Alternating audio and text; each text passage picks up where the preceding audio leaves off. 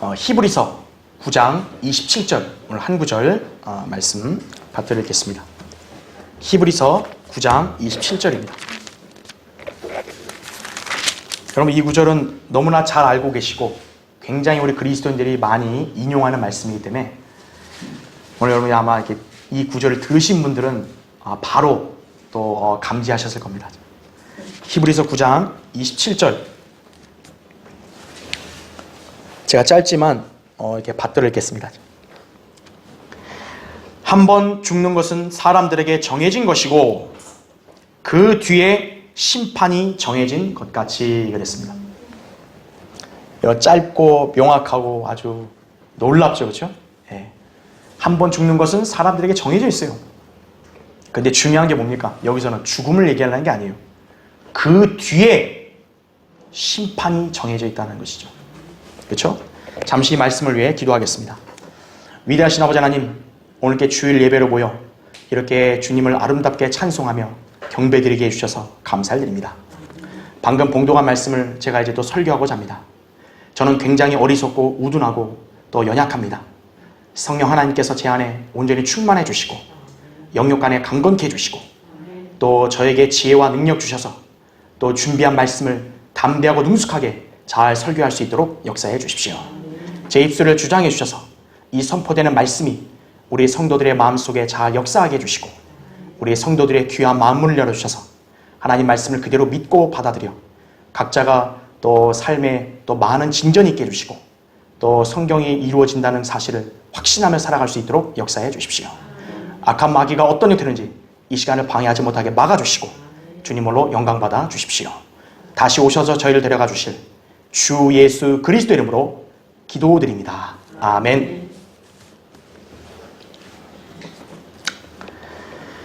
죽으면 모든 것이 다 사라지는가? 라는 제목으로 말씀을 전하겠습니다. 이 제목을 좀 더 직설적으로 말한다면 죽는다고 다 덮어지는가 이거예요. 거듭나지 않은 죄인들, 특히 죽음 이후의 삶을 전혀 의식하지 않으려고 하는 사람들은 죽으면 모든 게 끝이라는 사고방식을 지니고 있습니다. 만일 그들이 이 생이 곧 전부요, 죽으면 모든 게 끝이다 라고 생각한다면요, 왜 그들은 자기 조상들에게 제사를 지낼까요? 이미 죽었으면 끝난 건데 왜 선행과 도덕을 그렇게 준수하려고 노력할까요? 심지어는 왜 아무 종교에게나 의지하려고 하겠습니까? 비록 사람들이 성경에 무지해도 사후의 생이 존재한다는 것을 무의식적으로나마 인지하고 있다는 증거입니다. 죽음이 곧 끝이요 이 생의 모든 행적들이 죽음으로 사라진다고 한다면 도대체 인생을 잘 살아야 할 이유가 무엇일까요? 어차피 이 생에서 성공했다 해도 죽음은 다 사라질 텐데 말입니다. 그럼에도 불구하고 죽음으로 이 생을 마감해서 모든 것들을 끝내고 싶어하는 사람들이 있는데 바로 자살자들입니다. 그들은 왜 자살하려고 할까요? 그들은 자살을 마치 인생의 고통과 수치와 압박의 탈출구로 착각하기 때문입니다. 죽음으로 모든 인생의 행적을 사라지게 할 수 있다고 생각하기 때문이죠. 최근 우리 사회는 억울하게 피해를 당한 여성 운동선수의 자살과 또 온갖 의혹을 남긴 채 자살한 서울시장의 일로 어수선합니다. 지난 6월 26일 경주시청 소속의 트라이애슬론 국가대표였던 고 최숙현 선수가 감독과 팀닥터, 주장에 의해서 온갖 상습폭행, 괴롭힘, 갑질 등을 견디다 못해 자살한 사건이 발생했습니다. 이제 본격적으로 그 사건을 조사 중에 있는데 지금 동료들의 증언 등을 보면 사실인 것으로 지금 보입니다. 안타깝고 딱하죠. 20살, 거의 20대 꽃다운 나이에 그 남은 인생에 가장 중요한 걸 못하고 죽었잖아요. 이에 반해서 지난주 금요일 자정 1분경에 서울시장 박원순이 서울 북악산 성곽 근처 산길에서 숨진 채 발견되었습니다. 그럼 왜 자살한 것일까요? 최초로 우리나라 수도인 서울에서 3선이나 시장을 역임했고요. 사회에서는 그를 인권 변호사다, 시민 운동가다 라고 이렇게 좋은 평판과 명망을 이렇게 주고 있고요. 심지어는 다음 대권 주자라고까지도 그렇게 여겨주는 사람들도 있었는데 뭐가 부족해서 목숨을 끊었을까요? 현재까지 밝혀진 정황에 따르면 그는 전직 여비서를 성추행한 혐의로 8일 수요일에 경찰에 고소를 당한 사실로 인한 심리적 압박감을 견디다 못해 자살한 것으로 추정됩니다. 그러다 보니 지금 사회는 그 사람이 범한 온갖 의혹, 공과 등에 대해서 언급하는 것을 마치 금기시하는 분위기가 만연되고 있어요. 자살했으니까 다 끝났다 이거죠. 얘기하지 마라 이거죠. 위에 두 사람의 자살 경위는 분명 다르지만 그렇다고 해서 그들이 시도한 자살이 모두 정당화되는 것은 아닙니다. 자살은 성경적으로 볼 때 가증한 죄예요. 그러나 제가 여기서 지금 그 사람들이 자살한 거에 대한 부분을 얘기하고 싶다기보다는 이걸 말하고 싶은 거예요. 자살을 한 목적은 분명히 죽음으로 그걸 자기에게 다가오는 고통과 압력을 끝내고 싶었을 거 아니에요. 그러면 죽는다고 해서요, 다 끝나냐고요. 남아있는 사람들에게도 질문하고 싶어요.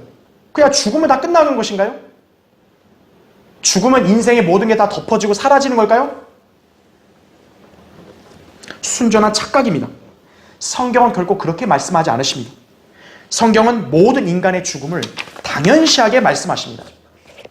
이는 모든 사람이 죄인이기 때문에 죄의 싹은 사망이라는 로마서 6장 23절의 말씀이 모든 사람들에게 해당되는 것이, 따라서 죽음은 모든 인간들이 당연히 거쳐야 할 관문입니다. 자살 안 했다고 해서 그 사람은 영원히 안 죽나요? 죽는 거예요. 그런데 죽음이 모든 것의 종결이 아니라는 것이에요. 죽음 이후에는 반드시 하나님의 심판이 있습니다. 이 심판 앞에서 모든 사람들은 자신의 행적들, 자기 마음의 의도들 등이 다 드러날 것이고요. 그에 대해서 창조주 앞에서 해명해야 돼요. 다른 사람들한테 그냥 입 다물고 가만히 있어서 떠났다고 해서 끝난 게 아니에요. 창조주 앞에 가서 해명해야 돼요. 너는 왜 그렇게 행했냐? 너는 왜 그런 말을 했냐? 너는 왜 나의 자녀들이 전한 말씀을 안 믿었냐? 모든 인간들이 반드시 유념해야 될 진리입니다. 오늘 본문 말씀은 모든 인간들이 반드시 숙지해야 합니다. 자기 인생은 자기 마음대로 살다가 끝냈다고 해서 끝난 게 아닙니다. 창조주요 구속주요 심판주신 하나님 앞에서 반드시 결산을 봐야 합니다. 그분 앞에서는 어떤 의욕 혹은 어떤 고통, 어떤 압박, 이거에 대해서 변명한다든지요, 발뺌할 수 없습니다. 이미 모든 것을 아시는 분께서 모든 은밀한 것들까지 다 심판하실 텐데 그 자리를 견딜 수 있는 인간이 누가 있겠습니까? 잠언 20장 8절 9절에 심판의 보좌에 앉은 왕은 그의 눈으로 모든 악을 흩어버리느니라. 나는 내 마음을 깨끗하게 하였도다. 나는 내 죄에서 정결케 되었도다. 라고 말할 수 있는 자가 누구냐? 그랬어요. 하나님 앞에서 나는 깨끗한데요? 이렇게 말할 수 있는 사람이 누구냐 이거예요. 없죠. 죽으면 모든 것이 사라지거나 덮어진다고 착각했던 죄인들은 그때 가서 난 죽으면 끝난 줄 알았어요. 안 통한다고요. 영원토록 후회해도 소용없을 것입니다. 따라서 인간에게 제일 필요한 것은 하나님의 심판을 대비해야 하는 것입니다. 이를 위해 필요한 것은 바로 구원이에요. 이것이 바로 왜 예수 그리스도의 복음을 믿어 구원받아야 하는지 중요한 이유입니다. 또한 구원받은 그리스도인이라도 끝나는 것이 아니에요. 반드시 하나님이신 주 예수 그리스도 앞에 서서 심판받을 것입니다. 바로 그리스도의 심판석입니다. 구원만 받았다고 자만하거나 안주해서는 안 될 것입니다.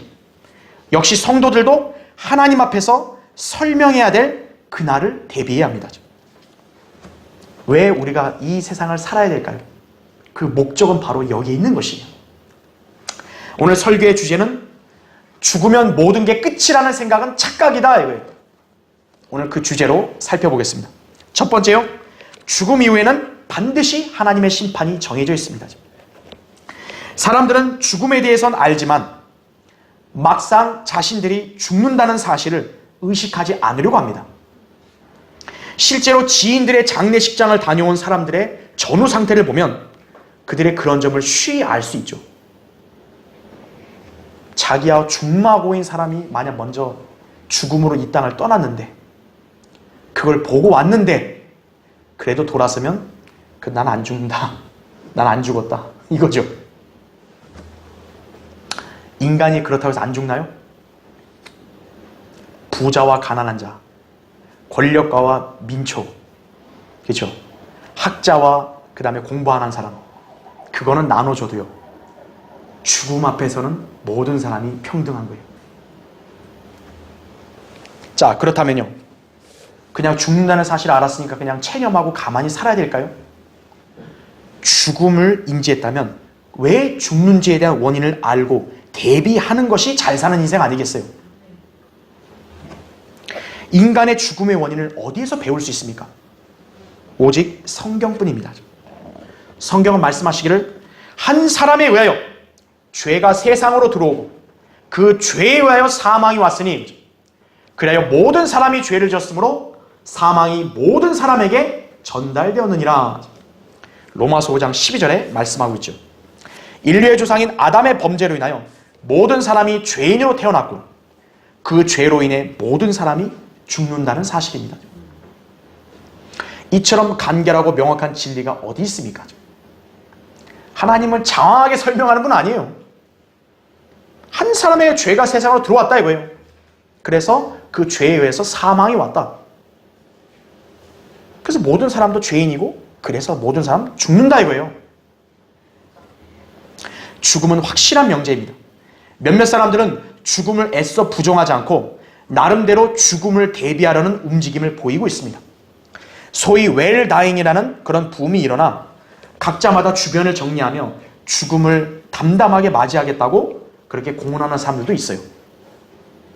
물론 죽음도 생각하지 않고 이 생을 마음껏 즐기려는 그런 어리석은 사람들보다 낫겠지만 그들 역시 모르는 진리가 있으니 바로 죽음 이후에 있을 하나님의 심판이라는 사실이에요. 난 잘 죽을게요. 어떻게 잘 죽으려고요? 그럼 어떻게 잘 죽는 건데요? 그럼 잘 죽으면 끝이 나요? 모든 사람은 하나님의 심판이 정해져 있다는 거예요. 죽음보다 더 명확한 사실이 바로 모든 사람들이 하나님 앞에 서서 심판받는다는 것입니다. 따라서 죽음을 잘 대비했다고 해서 끝난 게 아니라는 사실이죠. 이 생의 삶을 자기 좋을 대로 정리했다고 해서요. 또는 인생의 수고나 고생, 오점을 죽음으로 회피하려고 했어도요. 모두 하나님 앞에서 그 인생의 결산을 보아야 합니다. 이를 인지하지 못한 사람은 그 누구라도 인생을 헛되이 산 것이에요. 가장 인생을 잘 산 사람은 누구입니까? 하나님을 만날 준비를 한 사람입니다. 아모스 4장 12절에 그래 나오죠? 그러면 어떻게 준비를 해야 하는 것입니까? 하나님이 제시한 방법대로 구원받아야 합니다. 수많은 사람들이 각자가 생각하는 방식대로 구원에 이루고자 애쓰고 있습니다. 온갖 선행과 구제, 도덕적인 열심, 종교생활, 심지어는 저 교회들에서 하는 열성, 이거로 자기의 의를 주장하지만 성경은 그런 모든 것들을 더러운 걸레라고 말씀하세요. 이사야 64장 6절에요. 나를 비난하면 안 된다고요. 저는 하나님 말씀을 그대로 여러분에게 얘기하는 거예요. 내가 그렇게 선하고 나름대로 도덕적으로 살았는데 나보고 더러운 걸레라고? 하나님이 그렇게 말씀하셨다는 거예요. 그러니까 우리 모두도 예외 아니에요. 하나님의 심판 앞에서 이런 모든 것들은 다 낙제입니다. 하나님이 마련하신 구원 방법은 독생자이신 예수 그리스도의 구속사역을 믿고 그분을 구주로 영접하는 것입니다. 하나님께 세상을 이처럼 사랑하셔서 그의 독생자를 주셨으니 이는 그를 믿는 사람은 누구든지 멸망하지 않고 영생을 얻게 하려 하심이라. 요한복음 3장 16절이에요. 하나님이 딱 세트해놨어요. 완성. 인간은 그것만 믿으시면 된다 이거죠. 이 시대에 살고 있는 모든 사람들이 반드시 살아있을 동안에 해야 될 일이 바로 예수 그리스도를 만나서 믿어야 되는 거예요. 예수 그리스도께서 이 땅에 오신 목적은 마귀의 일들을 멸하시어 죽음을 맞이해야 될 모든 죄인들을 해방시켜 주시기 위함입니다. 히브리서 2장 14, 15절에 말씀하죠. 이를 위해 예수 그리스도께서는 인류의 죄들을 담당하시고자 십자가에 못 박혀 죽으시고 또 장사되셨다가 3일 만에 부활하심으로써 마침내 모든 인간들이 구원받을 수 있는 하나님의 은혜의 복음을 완성하신 것입니다. 고린도전서 15장 3절 4절에 나오죠. 따라서 인간들이 해야 될 일은 바로 이 사실을 믿고 예수님을 자기의 구주로 신뢰해야 즉시 불결한 죄인에서 의로운 하나님의 아들로 바뀌는 것입니다. 만일 이 일을 하지 않은 사람은 어떻게 될까요? 앞으로 있을 백보자 심판에서 하나님의 심판을 받아 영원한 멸망으로 들어가게 될 것입니다. 이것이 둘째의 사망이에요. 계시록 20장 12절 15절에 나오죠. 죽으면 끝이라고 착각한 사람들 또는 자살로 현세의 괴로움을 피해보려고 하여 인생에서 중요한 일을 하지 않은 사람들 모두 죽음 이후에 지옥에 던져져 영원토록 고통당할 것입니다. 계시록 21장 8절에 그러나 두려워하는 자들과 믿지 아니하는 자들과 가증스러운 자들과 살인자들과 음행하는 자들과 마술하는 자들과 우상 숭배하는 자들과 모든 거짓말하는 자들은 불과 유황이 타는 못에 참여하리니 이것이 둘째 사망이라 이렇게 말씀하십니다. 믿지 않는 사람들 그 사람들도 역시 가증스러운 자들, 살인자들, 거짓말쟁이들, 우상 숭배자들과 다 같이 어때요? 불못으로 가는 거예요. 이것이 바로 심판을 대비하지 않은 죄인에게 닥칠 비참한 운명입니다. 복음을 믿지 않는 죄는요 영원한 불못의 형벌이에요. 데살로니가후서 1장 8, 9절에 나온 대로 복음을 믿지 않아서 지옥 가는 거예요. 예수 그리스도의 복음을 알고 그분을 구주로 믿어 구원받은 그리스도인들은 누구보다 인생에서 가장 중요한 일을 수행한 것입니다. 여러분은 최소한 죄로 인한 형벌과 지옥의 심판으로부터 면제된 것이에요. 이것만 해도 놀라운 하나님의 은혜죠. 그러나 그리스도인에게도 심판은 분명한 진리입니다. 비록 우리 그리스도인들 가운데는 살아생전에 주님이 오셔서 휴거되는 성도들은 죽음을 한 번도 맛보지 않는 특권을 누리죠. 그렇죠. 그러니까 한 번 안 죽을 수도 있어요, 우리는. 그렇지만 모든 그리스도인들도 반드시 하나님이신 주님 앞에 서서 심판을 받아야 돼요. 로마서 14장 10절 12절에 그런데 너는 어찌하여 내 형제를 판단하느냐?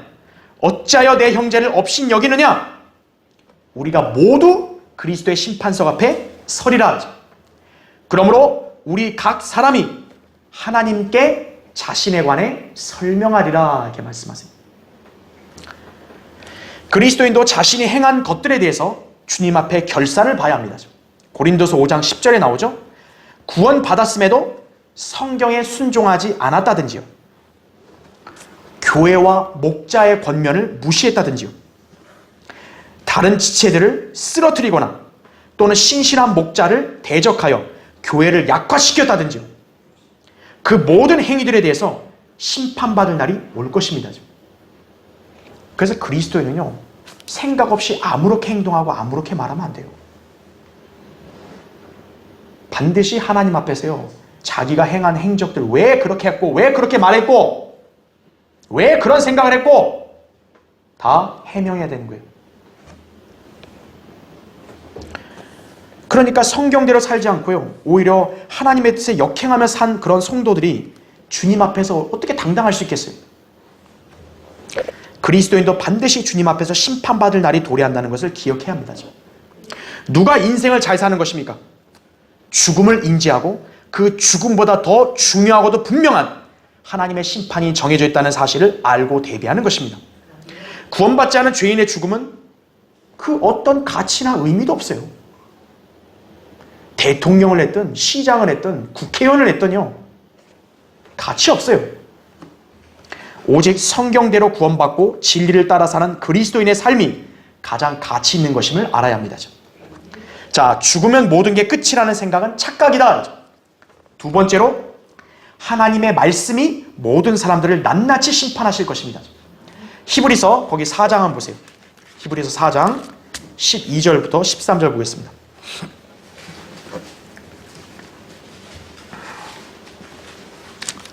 히브리서 4장 12절 13절. 하나님의 말씀은 살아있고 능력이 있어 양날 있는 어떤 칼보다도 예리하여 혼과 영 그리고 관절과 골수를 찔러 가르고 마음의 생각들과 의도들을 판별하느니라. 13절에 그 어떤 피조물도 그분 앞에 나타나지 않는 것이 하나도 없나니 오직 만물이 우리가 회개해야 하는 그분의 눈앞에 벌거벗은 채로 명백히 드러나게 되느니라. 이렇게 말씀합니다. 여기서 회개라는 것은 죄에서 돌이키는 그걸 말하는 게 아니라 우리 회개사들 있죠. 회개사들이 말하는 결산을 말하는 것이. 근데 여기 보시면 그분이란 말이 나오죠. 그분이 누굴까요? 바로 12절에 나온 하나님의 말씀을 말하는 거예요. 모든 인간들이 창조주 하나님 앞에 섰을 때 그들은 하나님의 말씀에 의해서 심판받을 것입니다. 성경에서 하나님의 말씀은 분명 예수 그리스도의 이름이죠. 계시록 19장 13절이나 요한복음 1장 1절에 나옵니다. 그리고 그분의 말씀들을 기록한 책인 성경도 하나님의 말씀이죠. 그럼 여기 히브리서 4장 12절에 말한 하나님 말씀이 뭘까요? 예수님을 말하는 게 아니에요. 기록된 하나님의 말씀, 바로 성경을 말하는 것이. 하나님께서 인간들을 심판하실 때 바로 그 성경이 그들을 심판하신다는 사실입니다. 인간들을 심판할 최종 권위는 성경이에요. 성경 외에는요, 그 누구도 인간을 정확하게 판단할 사람은 아무도 없습니다. 박원순 시장은 자신과 연루된 그 어떤 의혹의 해명도 없이요, 자살해버렸어요. 이를 놓고 친여 성향의 정치인들과 지지자들은 그의 죽음을 애도하면서 마치 그를 죽음에 몰고 간 게 성추행을 고소한 피해자라고 낙인 찍으려 하고 있어요. 이와 반대로 그의 죽음은 분명히 자신의 죄상을 덮으려는 시도였다고 생각하는 그런 보수적인 사람들도 있죠. 그러다 보니 그의 자살은 분명 동정을 받을 일도 아닌데 오히려 서울특별시장으로 5일장을 치르는 것에 대해 반대 의견을 청와대 게시판에 청원하기도 했습니다. 그래서 지금 그 시장의 자살을 놓고 온라인상에서는 팽팽하게 의견이 대립하고 있는 실정입니다. 자, 물론 한 나라의 수도를 책임지는 통치자가 자살하는 것은 잘못된 것이에요. 그리고 성경을 아는 그리스도인의 입장에서 봤을 때도 자살했다는 것은요, 하나님 보시기에 가증스러운 죄에 불과할 뿐입니다. 그렇지만요, 지금 그가 이미 죽어버렸기 때문에 이 사건과 의혹을 정확하게 심판할 수 있는 사람이 누가 있겠어요? 당사자들이 어떻게 보면 가장 정확히 아는 건데 당사자 중에 한 사람이 자살해버렸어요. 피해자 입장에서는 허무할 수도 있겠고요. 이 박원순 시장을 지지하거나 관계를 맺고 있는 사람들에게는 보이지 않게 안도하고 있을지도 몰라요. 아마도 박원순 시장이 그 점을 노렸을지도 몰라요. 그러나 어떻게 죽었든, 억울해서 죽었든 아니면 어쩔 수 없이 죽었든 뭐 어쨌든 간에 자기 의혹을 덮거나 자기 내면을 숨겼다고 해도요, 심판날에 하나님의 말씀이 그의 모든 동기와 행동을 낱낱이 드러낼 것이에요. 세상 눈들을 피했다고 해서 이제 끝났다 그럴까요? 하나님의 말씀이 모든 인간들의 그런 내면이나 외적인 걸 다 심판한다고요. 우리 그리스도인들은 한 나라의 국민으로서 당연히 선과 악, 정의와 불의에 대해서 판단하며 말할 수 있습니다. 그러나 실제로 인간들을 심판할 권위는 하나님의 말씀에 있지 우리에게 있는 것이 아닙니다. 다만 우리는 하나님의 말씀에 근거하여 그들의 죄상을 지적하고 그에 따른 심판을 선포할 뿐입니다. 선택과 책임은 말씀을 듣는 각 사람에게 있는 거예요. 예수 그리스도의 복음을 거절하고 말씀의 책망을 무시하는 죄인들은요, 그 말씀에 의해서 반드시 심판받을 것이에요. 거기에서 구제되거나 예외될 사람은 아무도 없습니다. 자, 예수님께서 이렇게 말씀하셨어요. 나를 거절하고 내 말들을 받아들이지 아니하는 자는 그를 심판할 리가 있으니 곧 내가 말한 그 말이 그를 마지막 날에 심판하리라. 요한복음 12장 48절에 말씀하세요. 심판을 누가 한다는 거예요? 하나님이 한다는 게 아니라 뭐예요? 예수님이 말씀하신 그 말씀이 그를 심판한다는 거예요.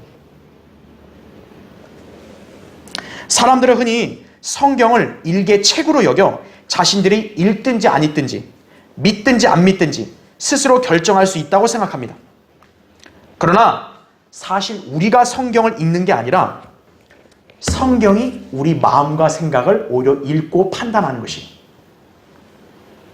성경은 살아있는 하나님의 말씀이요 책입니다. 이거는 여러분이 지금 들고 있는 건 단순한 그냥 종이 쪼가리 아니에요.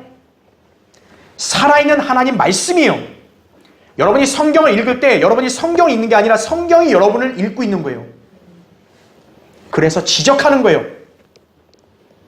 그러니까 사람들이 성경을 싫어하는 거예요. 그래서요. 왜 다른 책은 좋아하는데 성경을 싫어할까요?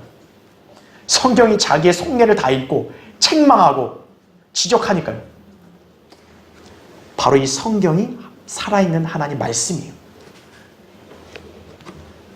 그래서 아까 읽었던 대로 마음의 생각들과 의도들을 판별한다고 말씀하신 것이에요. 그 성경은 무서운 책이에요. 그냥 인간들이 희낙낙거리고 비웃고 버리고 그런 거 아니에요. 히브리서 4장 13절에서 그 어떤 피조물도 그분 앞에 나타나지 않는 것이 하나도 없나니라고 아까 말씀했죠. 여기서 그분이 누구냐? 바로 그 앞절에 나온 하나님 말씀입니다. 여기서 하나님의 말씀인 성경이 인격체로 나타나고 있는 거예요.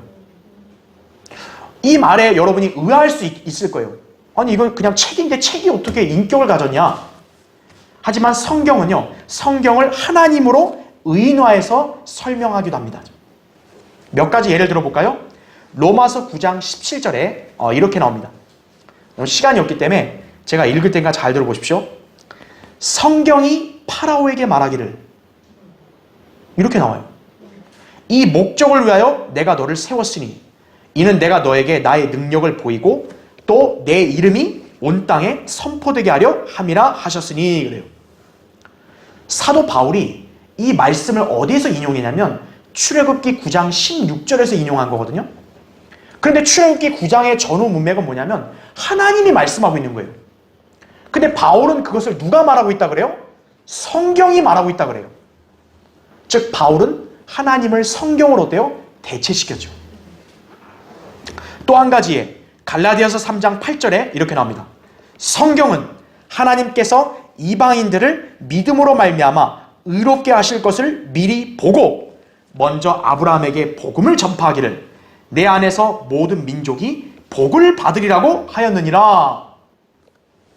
이것은요, 창세기 12장에서 하나님께서 아브라함에게 말씀하신 상황 아니에요.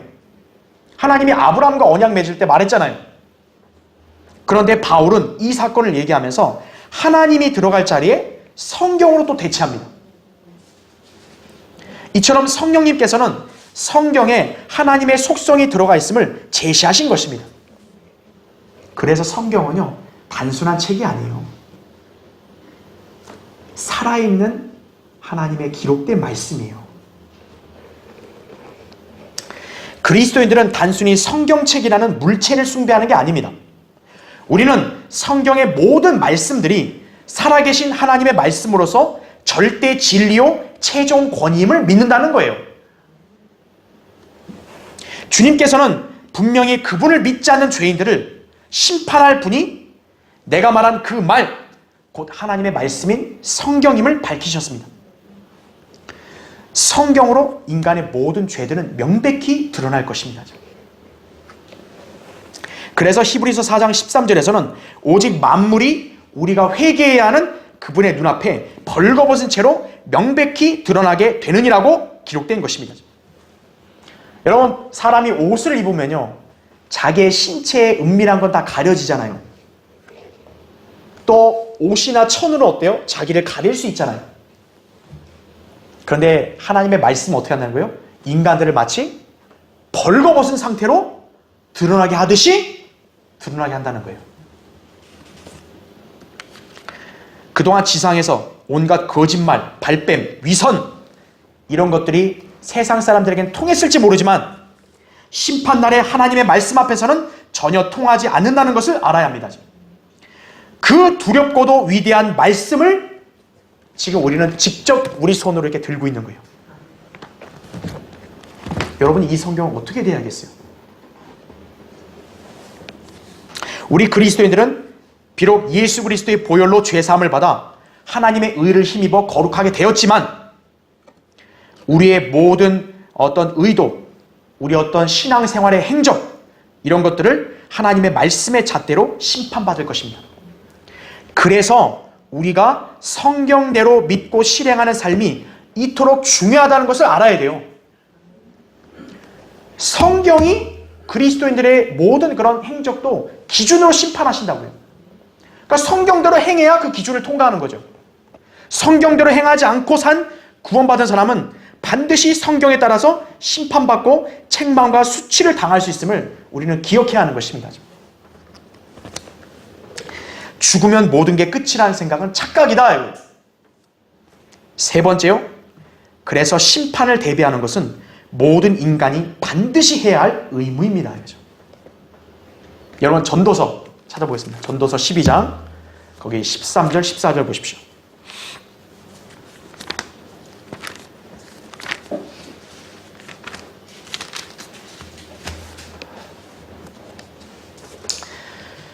전도서 12장 13절 14절에 이렇게 나옵니다.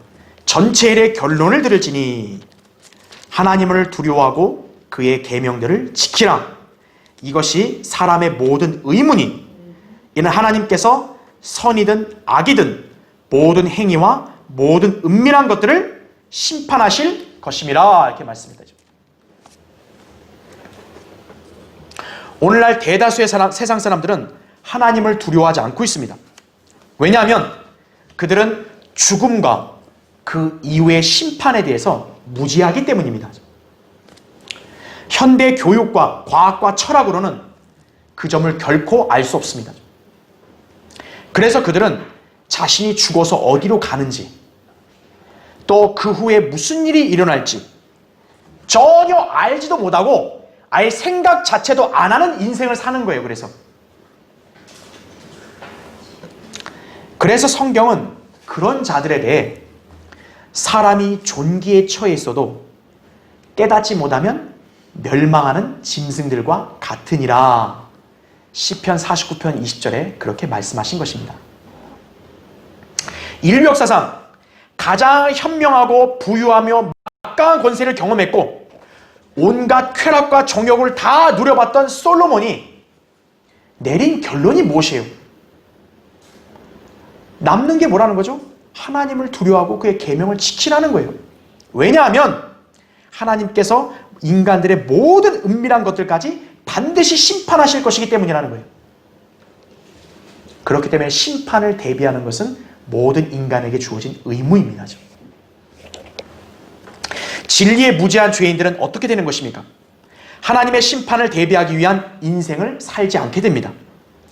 그러면 그들에게 닥치는 것이 무엇입니까?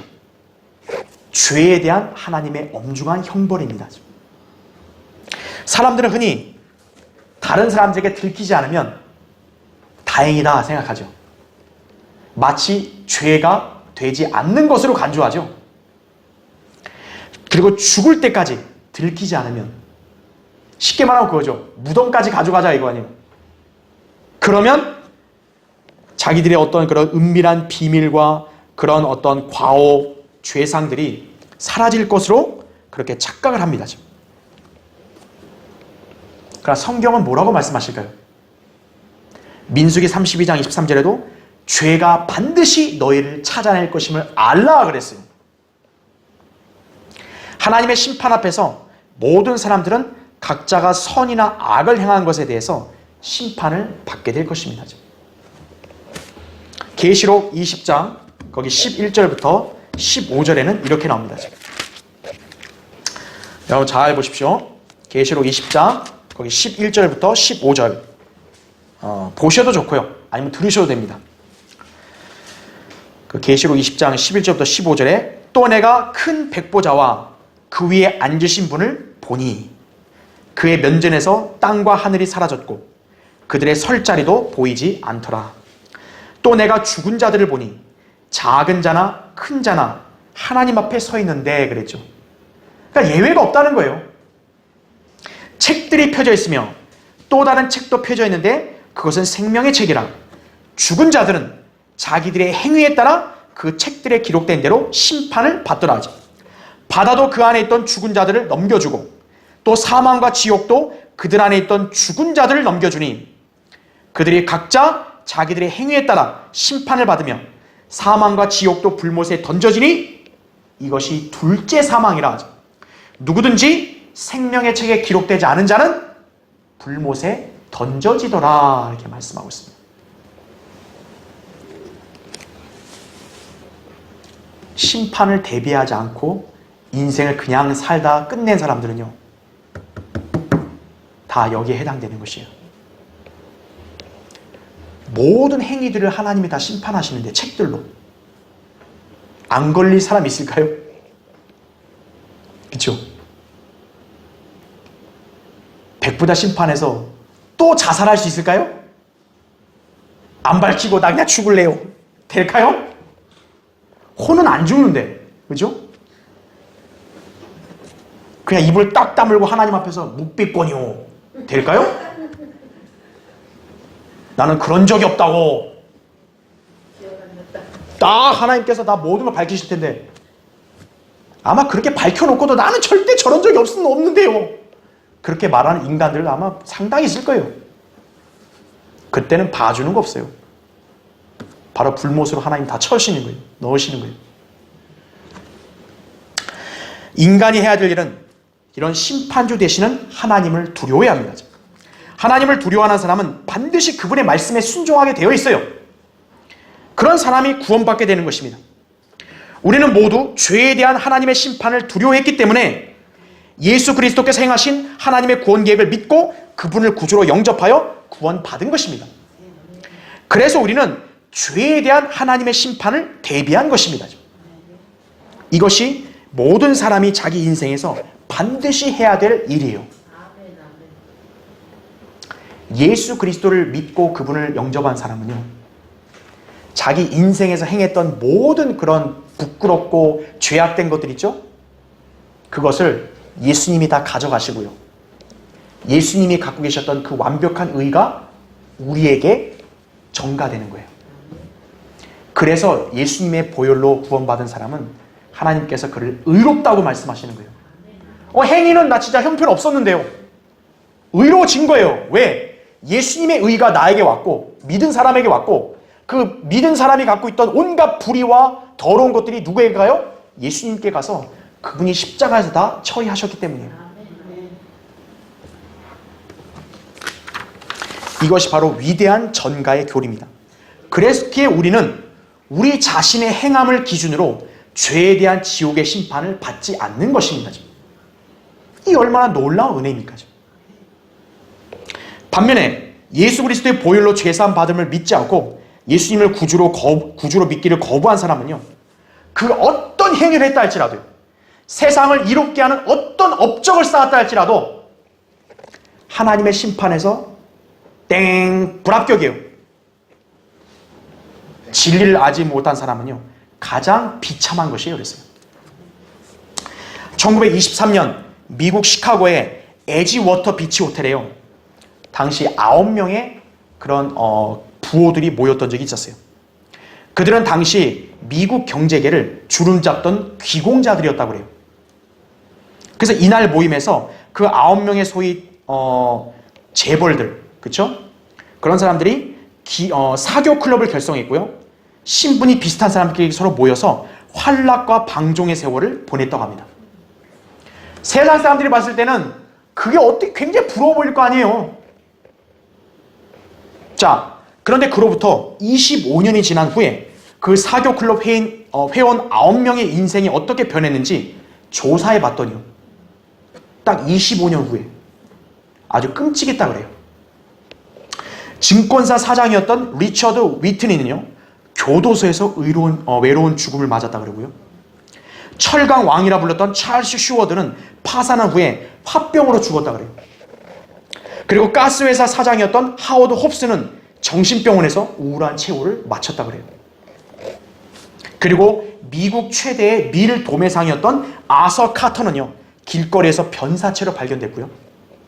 장관 출신의 엘버트 윌과 사업가인 사무엘 인셀은요, 범죄자로 지목돼 사망했고요. 나머지 3사람 자살로 자신의 삶을 마감했다고 합니다. 미국 경제계의 기공자라고 했던 사람들 어떻게 됐죠? 비참하게 죽어버린 거예요. 서울시장이나 했던 사람이요, 엄청난 위치에 올라간 사람이 왜 죽냐고요. 전직 대통령이 왜 자살을 하냐고요. 왜 국회의원이 뇌물수수 혐의에 걸렸다고 해서 왜 자살하냐고요. 자살하려고 그 위치에 갔나요? 왜 그 사람들과 이 사람들은 인생을 비참하게 마감했냐? 진리를 알지 못했던 것이에요. 그들은 이생이 전부인 줄만 알았고 그 뒤에 하나님의 심판이 있다는 점을 몰랐던 것입니다. 죄에 대한 하나님의 심판, 이것은 모든 인간이 대비해야 될 의무입니다. 왜냐하면 하나님을 잊어버린 악인들은 모두 지옥에 떨어질 것이기 때문입니다. 시편 9편 17절에 나온 대로. 그런 면에서 그리스도인은 그 의무를 이행한 것이에요. 그런데 그리스도인에게는 그리스도의 심판석을 대비해야 할 또 하나의 의무가 있습니다. 우리는 그날에 우리가 행한 일들의 공로를 불로 시험받을 것이에요. 고린도전서 3장 13절부터 15절에 그렇게 나오죠. 무엇보다 우리 각자의 의도와 동기 역시도 심판받을 것입니다. 외적으로 내가 많은 일을 했다가 중요하지 않아요. 나는 교회 출석 너무 열심히 했고 헌금도 너무 잘했고 너무 나는 남들을 많이 도와줬고, 그런 외적인 것만이 중요한 게 아니에요. 제일 중요한 것은 그 일을 한 동기가 중요한 거예요. 그리스도의 심판성은 바로 그 동기를 시험해 보는 거예요. 주님을 사랑하는 순수한 동기로 믿음 생활한 게 아니라 자기 유익을 위해서 했거나 또는 남한테 보이려고 했다면요, 그의 생애도 역시 헛되다는 게 판명될 것이에요. 따라서 우리는 주님께서 우리의 속과 은밀한 것들도 다 심판하실 것을 알고 늘 순수한 동기와 의도로 믿음 생활하며 그분과 마주할, 대면할 것을 준비해야 되는 것이에요. 고린도전서 4장 5절에 그러므로 때가 이르기 전 주께서 오시기까지는 아무것도 판단하지 말라. 주께서 어둠에 감추어진 것들의 빛을 비추시고 마음의 의도들을 나타내시리라. 그때서야 하나님께로부터 각 사람이 칭찬을 받으리라. 이렇게 말씀하십니다.